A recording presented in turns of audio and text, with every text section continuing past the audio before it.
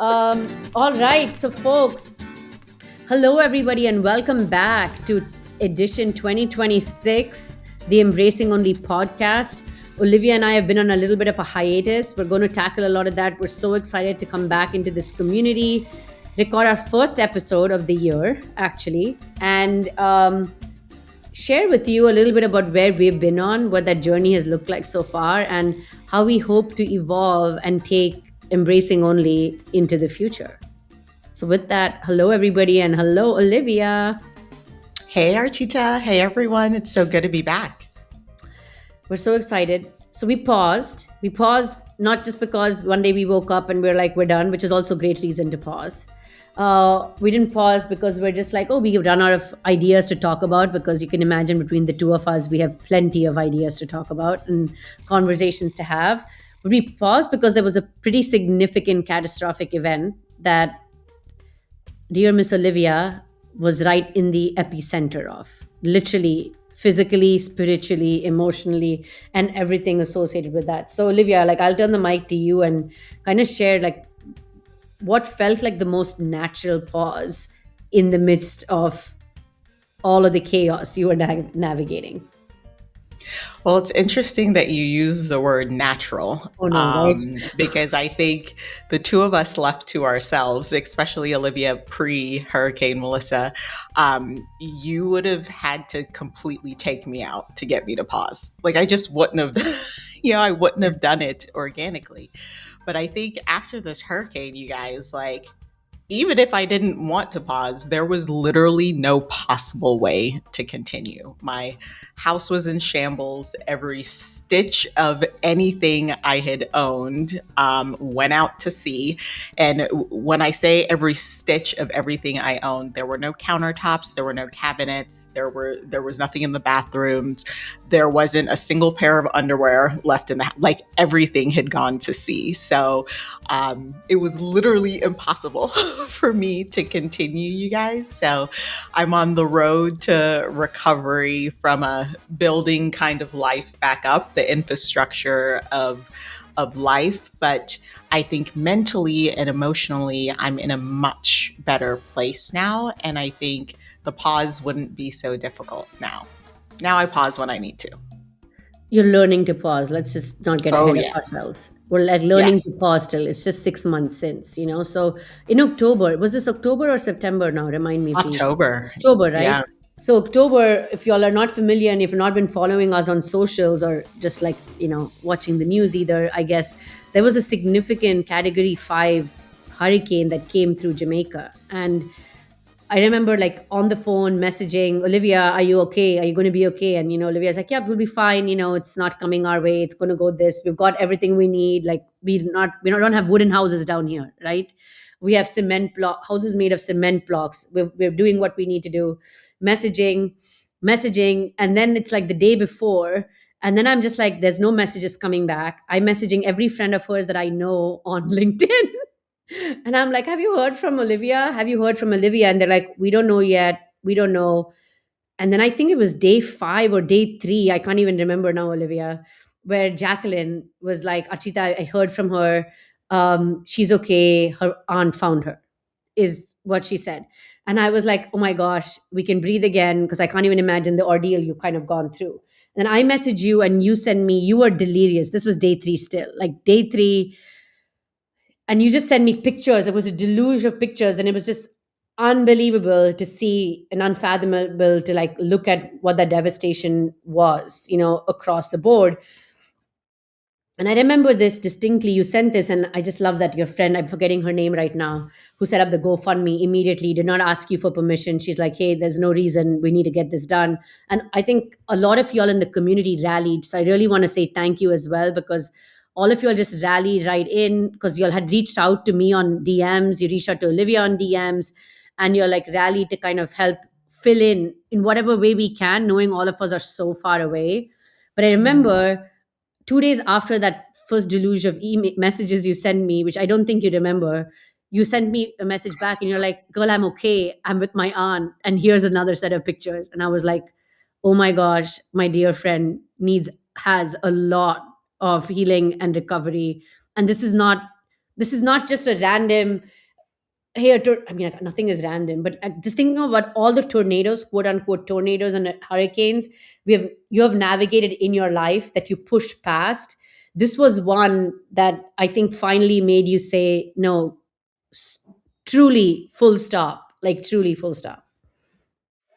Yeah, I don't even know where to start in the story. So let me, a couple things. You guys bear with me as I gather my thoughts here. One, I think I have to publicly say thank you to my friend Tiffany, because I think she realized what had just happened when honestly I was still in shock, Archita. Like, I think my nervous system had completely shut down and I was just like, oh, oh my God. The level of destruction, you guys. I I can't even describe it. If you can imagine going to the store and then coming back and your house is just nothing but your bare walls and foundation, everything else is gone. Like, everything else is gone, right? Like, no cabinets, no appliances, none of your personal effects. Like, you're not even finding splinters of furniture, right? Like, everything is just gone, and the only thing that remains is sand and some standing water. That's what we ran into. And so when life takes that dramatic of a turn, and it strips you from everything that you think you are and everything that's valuable to you, and you're left with nothing but your nakedness, it's a level of trauma that's really difficult to describe. And so I want to thank my friend Tiffany and all of you that rallied to help, because I think in that moment, my natural personality would not have been to ask for help, right? I'd have been like, all right, let me cry it out. Let me get my mind right. Let me come up with a plan. Let me figure it out. But because of um, the construct of Olivia, who she was pre-storm, I would have never wanted to be a burden on any, like, I would not have asked for help. So for all of you that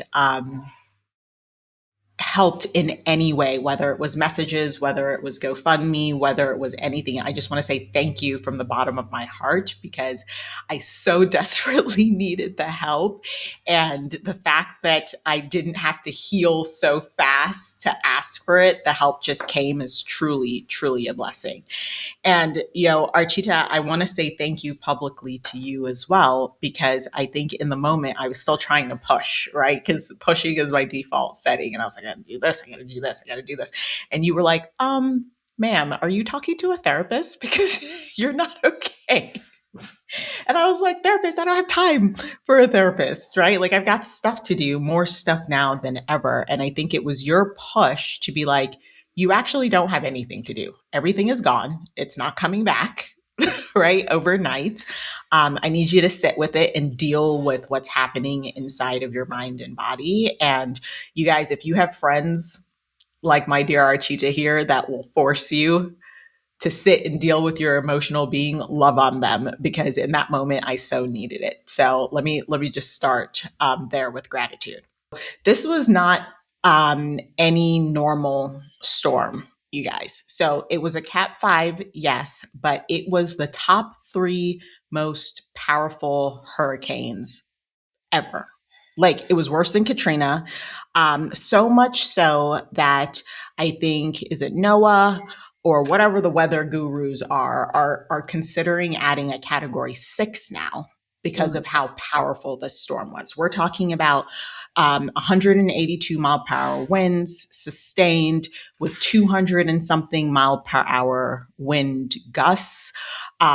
What hit us was a 18-foot storm surge. So that means the ocean came up 18 feet. And then on top of that, you have the wind and waves kicking up even beyond that. So it was a massive storm. And not only was it massive, it was so slow moving that the storm itself lasted for about 6 hours. So it was just like 6 straight hours of really hell on earth. And I describe it these days as a culling. I think it came to clear away things that no longer served us. And at least for me personally, it forced this evolution that I now can say that I'm very grateful for. Yeah. Gosh, there's so much over there. There's so much over there. I'm going to go back a couple of steps here. So, you mentioned that this conversation about the therapist, right? So, and I want to kind of really double click on that a little bit for everyone listening. So, through many of these quote unquote, like, hurricanes in our lives, in your case, it was something that's left like a physical imprint and thumbprint on, beyond just like emotional and all of that. But a lot of times, I mean, the immediate thing you wanted to do, like I remember we were on like our second call, like after we had those first initial calls, just chatting and checking in, and you're like, oh yeah, I need you're retired, like hold on, let's remember that, right? Like, why had you moved to Jamaica? You had retired, you had found your way out of corporate, you'd bought this beautiful place that you had built a home from the ground up. It was your life's calling to go on to its next chapter, right? Like, retired from the corporate world, going to build something that's Olivia's own in this beautiful, beautiful space. And the first time you get like we're chatting here again, and you're like, oh, I think I just need to find clients. And I'm like, what the hell? Why would you want to go and serve someone else when you've forgotten to completely even like take a minute to serve yourself? And I remember, like, I didn't push hard the first time, but then there was something in me that was like, no, instead of just asking someone, have you seen a therapist, let me just go find a bunch of therapists. So I remember going to, like, and thank you, Farah Harris, who was on this podcast, just the folks who kind of opened up their rolodexes to be like, hey, check out this therapist in Florida, this therapist, that therapist, because ultimately you found the right one. It was not one of them, but you found the right one. But I feel like, a lot of times when people are going through it, when we offer help, don't just offer the idea of help, right? That's what Tiffany did. She didn't say, should I set up a GoFundMe? She went and set it up, because you would not know to ask for it, because you can't make those decisions. You can't calculate those decisions in that moment. Uh, Go find them solutions where then they can start working towards that thing they need to do, versus putting the burden of solving for it squarely on them, right? So something to just consider, because I know a lot of us are just dealing with family members passing away, just other kinds of, like, crazy things happening in this world. And folks struggle to, all of us struggle to ask for help. We just really, really struggle to ask for help. Yeah, yeah, we do. And I think, these days, and through the work that I have done and that I'm continuing to do in therapy, and really starting to break down, well, why am I so resistant to help? Like, why won't I ask for help? Why won't I recognize, like, I recognize it to myself, like, man, I probably need a little help here. But then I quickly push past it and I'm like, no one's coming to save you, figure it out. I think here is, if I could leave anyone listening right now with this little tidbit, is you really need to question your own narratives, right? So when you have this thing that you do, and we know that we do it, right? Ask yourself why. Like, why won't I ask for help? Why won't? And what I find, doing this work, is a lot of us don't feel safe. We don't ask why. We don't let people in. We don't ask for help. We don't do some of these other things that are in our highest interest or in our best interest, because we don't feel safe. And I know that was the case for me. For me, it was like, people aren't safe. I've been hurt too many times. If I show vulnerability and I let people in, they're just going to hurt me in the end. I'm not safe. So therefore, I resist the upstream behavior that would potentially lead to hurt for me. So question your narratives, ladies, Yes. because I think we miss out on so much in life. We miss out with community. We block the people that want to show up for us in spectacular ways, all because we don't feel safe. And there's so much beauty in this world if we would just allow it to happen. Yes, yes, yes, yes, yes. So And we go through these situations, we evolve through these situations, we accept the help, we take the help, right? And it took you time to even take the help, even Hmm. when, I mean, even your aunt coming in, like literally physically you hearing her voice, right? I mean, I'm just trying, and I know I only know all of these images because you shared them with me, and it's like seared in my brain right now. But like you're physically in this attic, holding on to like your pets, and Dan on you, and you're saving you from these. What was these? How high were these waves, Olivia? Oh my God, they were like 22-foot waves. We were on the second story of this beautiful villa, brand new villa that was, constructed by like this architectural firm. The guy that owns it, George, is an absolutely amazing human being. I mean, this thing was built like a fortress, which is why we left our house and went down the beach to his house, and the house saved us. It really did. But the waves were crashing in. You know what? Let me tell people the story because I Yes, think it's please. going to be important for the context. So, as Archita mentioned, we Dan and I are Coast Guard veterans. We were watching the storm. I was command and control in the Coast Guard when Katrina hit. The Gulf Coast. So I've kind of lived and worked through these environmental disasters. And this one was so much different. So the night before the storm, we realized, oh crap, Melissa had changed course and she was coming back. And she was like the eye was to pass directly over where we were. But by this time, the weather had deteriorated enough where we weren't getting out, right? So we were stuck. We had made a decision. It was time to ride it out. So we called our neighbor George and said, "Hey, like, can we stay with you?" Because now they were reporting that the storm surge, right, like how high the sea was going to rise, was going to be 15 to 18 feet. And we were like, F, we were not going to survive that in our house. Yes. So we packed up the cats and two beach dogs, and of course my husband and I are a little bit of preppers, so like we had like a solar radio. We moved our generator to the roof with a bunch of cans of gas, trying to, we put it in between the two peaks of the roof, hoping that would be enough to save it. We brought like anything you can think of that you might be able to survive with, filled up some really big water jugs, and we took ourselves, 4 or 5 houses down the beach. So we get there, we unpack, and the neighbor was like, "You guys are exaggerating. Like, it's going to be fine. It's not going to be this bad." I was like, yeah, yeah, yeah. Okay. So I unload all this stuff up and, at least had the presence of mind to unload all this stuff on the second floor, thinking that that would have been enough because the second floor is probably a good 20 to 30 feet above sea level at least. So I was like, all right, we've got, I'm running the math. I'm like, we've got some buffer space. Girl, let me just tell you. So the morning, the storm hits and things start to deteriorate. And we can see, my husband and I were out on the back patio, and George has this beautiful, like, infinity pool and these, like, I don't know, 200-pound cement pavers that are, like lining the pool. It's like the perfect little oasis there. So we're out back and we're watching the storm come in. And we start to see these giant waves breaking out in the distance, out on the reef. And my husband and I are looking at each other like, oh shit, like it's about to get real. Cause those waves out there are at least 20 feet, like at least as we're watching. So we're like, all right, it's about to get real.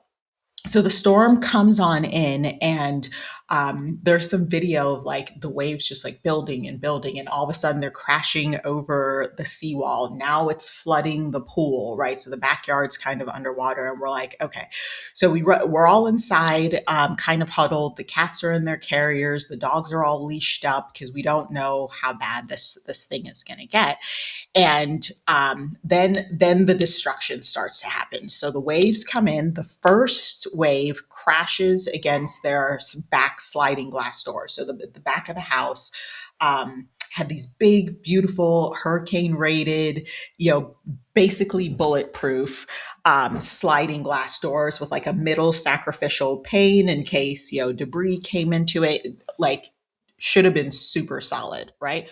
Nope. Like the first wave hits it and we're like, oh boy. And then the second wave hits it. Archita, those sliding glass doors folded like tortilla shells. I tell you, they folded in like tortilla shells.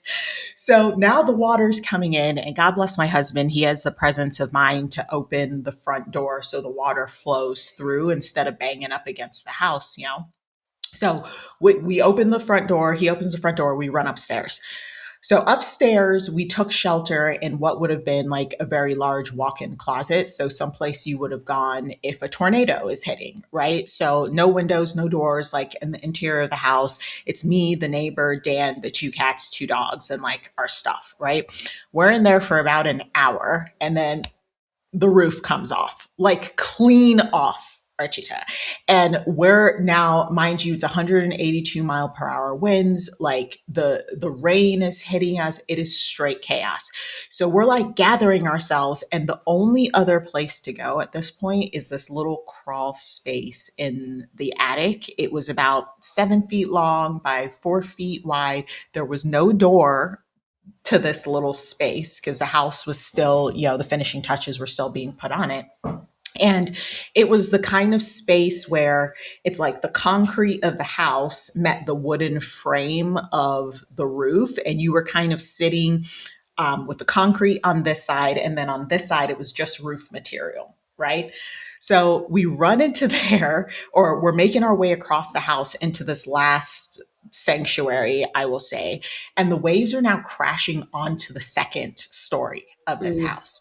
So again, we're crossing what would have been their master bedroom, and the waves are crashing in, and it takes out that sliding glass door. Like, so you can imagine how high the sea has come up. The waves are pushing into the house. That slider goes, and now we're like human chain because we're fighting the wind to just walk across the house, right, into this little space. This is where things get real. Okay, so the bottom floor completely flooded. The little floor out to their the little door out to their balcony is busted in, like what seawater and rain is flowing down the stairs like rapids. There is nowhere else to go. So we're on this little platform, and I'm running the math, right? Okay, bottom floor is flooded, like other part of the house, the roof is off. There's nowhere for us to go. And I start to look around, and I could see the frame of the roof separating from the house. And I'm like, we're going to get either sucked out of this roof, or this platform is going to go and we're all going to end up in the water. And like, this is it. Like, this is it, Archita. There's nowhere else to go. I physically cannot calculate a way out of this predicament. So at this point, you know, Dan says he was watching me like I was holding on to 2x4s, which means my brain has short circuited, right? Like, Right, obviously, I'm not right. going to hold on to some 2x4s and like save us. I've short circuited. So I look at Dan, and he's got like this waterproof backpack on. And I say to him, let the cats out of their carriers, because if we end up in the water, I want them to have a chance to survive. They're going to drown in the carriers, like let them out. So I had given up, you guys. I was like, this is it. Like, this is it. Dan is like, absolutely, absolutely not. We're going to live. You know, he Yes. puts his body over mine. He's holding the puppies. I'm holding the cats. And we're just like hunkered down on this platform. Dude, the roof starts to come off. So my worst case scenario is now starting to happen. We're starting to see daylight. The panels are coming off the roof, and there's nowhere to go. All we can do is sit there. And the neighbor looks at us, and he says, all we can do is pray now. Mm. Rachita, I prayed harder than I've ever prayed in my entire life. At that point, there was no control. There was no calculating. There was no, let me figure a way out of this. Let me save myself. It was not possible to save myself or anyone else at this point. And we prayed. And when I tell you, after we prayed, I can't explain to you guys the sensation, but it's almost like God heard us, and he took a cup and he like put it over us and was like, "You idiots, like why don't you listen?" But there was this sense of peace in the middle of the chaos. Like everything is Mhm. still coming apart around us, but I felt like for a split second I could hear, and like it was almost calm. Like there was this sensation that we weren't alone and that we were going to be okay. All logic is saying something different, but Right. there was this feeling like we were going to be okay. And shortly after that, the wind died down just enough for us to be able to stand up and move deeper into the roof. Okay. And then now we're walking on like the ceiling tiles, you guys, like the little metal strips. So if you step on a ceiling tile, you know you're going through and straight to the second floor. But we move forward and we kind of hang out in this like in the roof, in this tiny area in the front of the house. And we waited the next, I don't know, maybe 2 hours until it was safe enough to crawl down from there. And so the storm itself, the storm itself was terrifying. And then, the trauma kind of continues because now everything that you packed is gone. The sea has taken everything, you know? So now you're trying to figure out, how do I get food? How do I get water? Um, how do I live until someone can find me? And so, the story continues. Maybe this is part two of the story, but I tell you guys that to say there are so many of us, especially myself, that feel like we walk life alone. And that I used to say things like, no one is coming to save you. You better figure it out for yourself. And the reality is we're not walking alone. We're not, you know. But there has to, unfortunately for me, it took a Cat 5 hurricane to the face to make me realize that we are not walking alone, and the help is there, whether spiritually or physically within your community. But it took that storm to strip me of everything I had armored myself with over the course of my life to realize we're not alone. And I hope those of you listening take a moment to really think about your life and realize that you're not alone. You're not alone either. Gosh, like that was like, I hope, I mean, the way you're bringing me, like, the visualization, it's just, it is what it is, exactly what that experience was.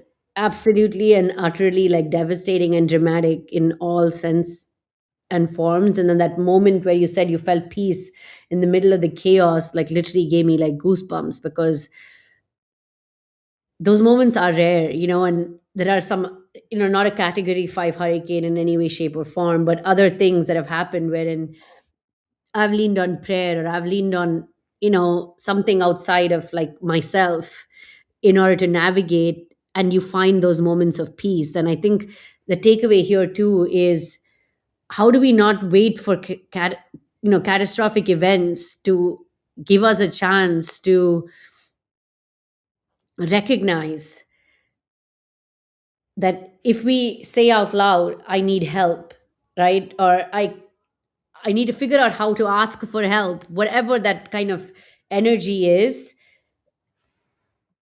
It does not showcase weakness. It is not showcasing that, you do not know how to figure this out by yourself, right? But it showcases how the community can actually come together to help you, whether it's, you said spiritually or people like themselves, etc. But we struggle to kind of get to that point. And there's this like amazing book I'm reading, and I don't know why it never came into my life before. But it's by Dr. Gabor Mate, and I hope I'm saying his name right. You've probably seen him as this curly-haired old man. He's like on a bunch of Instagram reels, talks really quietly. But the book is, When the Body Says No, the Cost of Hidden Stress. And I highly recommend everyone to really pick that book up, because a lot of our inability as overachieving individuals, as individuals who have performed at the highest level in many different spaces and places, is this like fallacy of like fallacy or whatever, fallacy of like forced strength, is where we believe that we have to be strong enough, and it's those folks, that's us, me included, who have a real feeling about like, if I ask for help, like, am I admitting weakness? Am I admitting that I can't figure this out by myself? Like, oh, my mom figured this out, like someone else somewhere else figured this out. And I bet there'll be a moment somewhere in the future where be like, hold on, Olivia figured this out through a category 5 hurricane. I should be able to figure it out through my quote unquote hurricane. And I think we need to all like embrace the fact that this is just this fallacy of forced strength, and this will indirectly affect us in so many different ways, and this is what drives chronic illness. This is why, this is because it's a defense from our body. It's our body creating a defense to be like, I don't know how else to stop you, I don't know how else to like tell you to say no. So this is my way, I'm going to shut down all these systems, create these situations and conditions to happen. And then it becomes hard for us, because then we're like, what the heck, this sucks, like I can't believe I have this chronic illness. I have, why the hell did this person get cancer? Why the hell did that person get this? But it's all a culmination of this inability for us to constantly say no. And so, please, I request you, if you're on any kind of journey of healing, in whatever that might be, whatever that healing is, pick up this book and start practicing saying, no, I'm going to ask for help. No, I'm going to stop. I don't need to go find work right now. I'm going to take the help that doesn't need me to work right now to focus on what I need to do. Yeah, amen to that, Archita. And I would say, you guys stay tuned because something is obviously coming for me personally. And I think, as we're talking about this healing and what it does to us, I have labeled myself the unraveling overachiever. And so if that resonates with you, when I say unraveling, it's all the things Archita talks about, right? Like it's your brain racing at night. It's fibroids, it's endometriosis, it's, having a hysterectomy very young because I stored all my trauma in my womb, and no medicine, no nothing, like none of the normal treatments would work on me because that's where I put everything. It's it's headaches, it's the sleepless night. Like you guys, if you don't sleep well, there is no such thing as like a bad sleeper. That's not a thing. It's because you're unhealthy. It's because you're dysregulated. It's because you're operating in a way that's misaligned from your higher self. And that's what we need to figure out. Who are we? And who told us that weakness was bad, you guys? Who told you that? Right? So I think there more to come here. We're all on this healing journey. And what I wish for us, to Archita's point, is that we all heal in a way that returns us to ourself without taking, a Melissa to the face. Like, I don't want that for you guys. So I would say, as we're coming up on time here, stay tuned, because clearly we're not going to bring you all these stories without any solutions here. But I hope everyone, after listening to this, starts to question their own behaviors and maybe start to look into the mirror about how our choices are actually really working against us, and get to the point where we're ready to do something different. Yes, and I cannot re-emphasize in bold what Olivia just shared. Sit down with a piece of paper and write down how many times today, forget like yesterday, forget the freaking week, how many times today you have said no. And I don't mean no to your kids, because that feels like the easiest damn thing to say. No, no, no TV, nope, nope. But no to things that we wouldn't. I was literally walking up the stairs to do this podcast earlier, and I was just thinking about this, Olivia. And one of our neighbors had a baby 6 months ago. I haven't seen the baby yet, okay? But because we've just not had. I mean, I've seen the baby while we were pushing the mom was pushing the baby in the pram or whatever. But I haven't seen the baby outside of that, and we meant to have them over.